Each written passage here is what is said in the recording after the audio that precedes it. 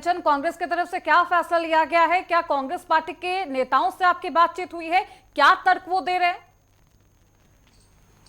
जी बिल्कुल, देखिए आपको बता दें कि राज्यसभा सांसद कांग्रेस पार्टी के जयराम रमेश, उन्होंने मीडिया को डीब्रीफ करते हुए साफ तौर पे कहा कि वंदे मातरम वही गाया जा रहा था 1937 से जो बंकिम चंद्र चटर्जी ने पहली बार लिखा था। उन्होंने बताया कि वंदे मातरम 2 बार लिखा गया था। पहली बार जो 2 स्टैंजा लिखे गए थे उसे कांग्रेस पार्टी अधिवेशन में एक्सेप्ट किया गया था, और जो दूसरी बार उन्होंने आनंद मठ किताब में लिखा था उसके बाकी स्टैंजा लिखे थे। और ये वही 1937 से 90 सालों से कांग्रेस पार्टी गाती आ रही है, जिसे देश की आजादी के समय सभी नेताओं ने गाया था। ये कांग्रेस पार्टी का कोई पर्सनल नहीं था, बल्कि देश की आजादी पर आजादी के समय जितने भी, चाहे पक्ष विपक्ष, पूरे देश के जितने बड़े नेता थे उन सभी ने इसी कोई नहीं 2 स्टैंजा को गाया था। और ना केवल कांग्रेस पार्टी ने, बल्कि अटल बिहारी वाजपेयी गवर्नमेंट ने, भाजपा की जब जब सरकार आई उन्होंने भी यही गाया था। और कांग्रेस पार्टी इन्हीं 2 स्टैंजा को आगे कंटिन्यू करेगी और बाकी के नहीं गाएगी।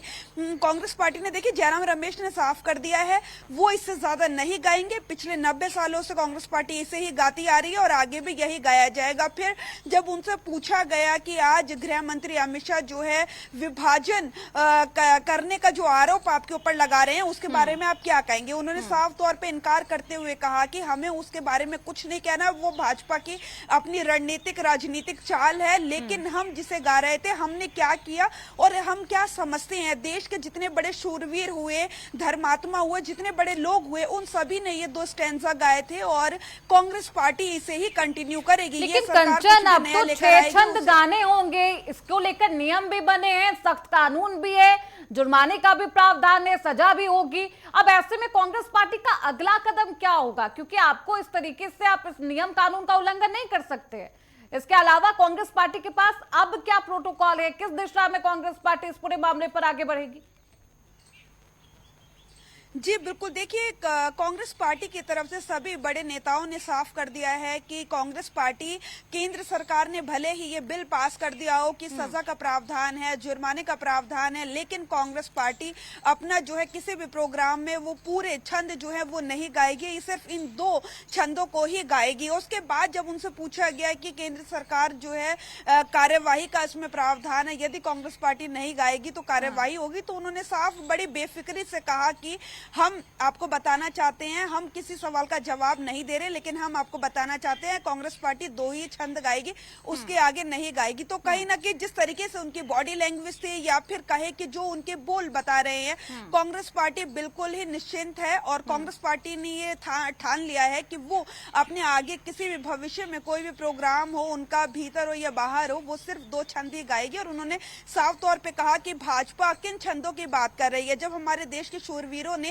इन 2 ही छंदों को गाया था। और ये बहुत ही बड़ी सहमति के बाद जो है इस सहमति पे पहुंचे थे कि वंदे मातरम के केवल 2 छंद ही गाएंगे, क्योंकि बंकिम चंद्र चटर्जी ने बाकी छंद आनंद मठ नाम की किताब है उसमें भले ही लिखे थे, लेकिन उसके ऊपर उस समय जब आजादी के समय हमारे देश के दिग्गज नेता थे उन सभी ने इस पे मंथन किया, इस पे पूरी बातचीत हुई थी और कई दिनों तक 2 से 3 दिन इसके ऊपर बातचीत चलाई गई थी कि बाकी के छंद गाने चाहिए या नहीं। यहाँ पर हवाला दिया जा रहा है 1937 वो फैसला जब कांग्रेस की वर्किंग कमेटी ने यह फैसला लिया था, रविंद्रनाथ टैगोर के साथ बातचीत करते हैं नेहरू जी और उसके बाद यह फैसला लिया जाता है। उस वक्त में क्या चल रहा था, किस तरीके की वहां पे परिस्थिति थी जिसको देखते हुए खुद तत्कालीन प्रधानमंत्री नेहरू जी वहां पर यह फैसला लेते, क्या परिस्थिति थी और क्यों फैसला लिया गया था? वो पूरा फैसला क्या था 1937 का, वो भी बताइएगा कंचन।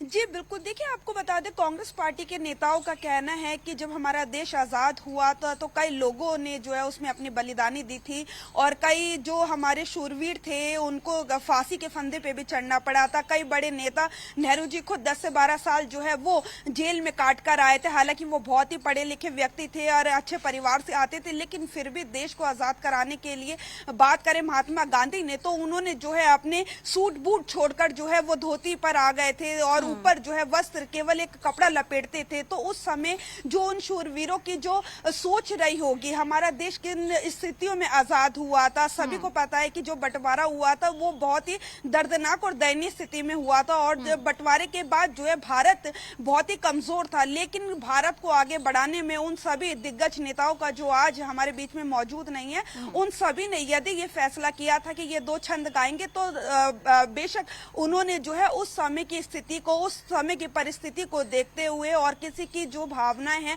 वो आहत ना हो और भारत जो है आगे की ओर बढ़े, बजाय इसके की राजनीति करते हुए भारत जो गर्त में अंग्रेज उसे छोड़ के गए थे उसी में पड़ा रहे। तो कई मुद्दों पे उन्होंने मंथन किया था, कई दिनों तक लगातार जो पत्रों का था वो पत्र लिखकर भी आदान प्रदान किए गए थे। अपने विचार जो है सभी उस समय के नेताओं ने किए थे जब संविधान लिखा जा रहा था। और जब इसे अनुमति वर्डिक्ट आता है उसमें भी यही कहा जाता है कि दो छंद आप गाएंगे, क्योंकि धार्मिक भावनाओं को देखते हुए ये कहा गया, वो वर्डिक्ट रहा। लेकिन अब इस पूरे मामले को लेकर सियासत गर्म है। कांग्रेस पार्टी की तरफ से साफ तौर पर कहा जा रहा है कि वो सिर्फ और सिर्फ दो छंद ही वंदे मातरम को लेकर गाएंगे। और अब सवाल यही है कि इस पूरे मामले पर भारतीय जनता पार्टी किस तरीके से एक्शन लेती है। कानूनी दांवपेच का भी ये मामला है, क्या कुछ एक्शन कांग्रेस पार्टी पर देखने को मिलेगा, देखना बेहद दिलचस्प। आप बने रहिए। कंचन, आगे भी आपका रुख करेंगे।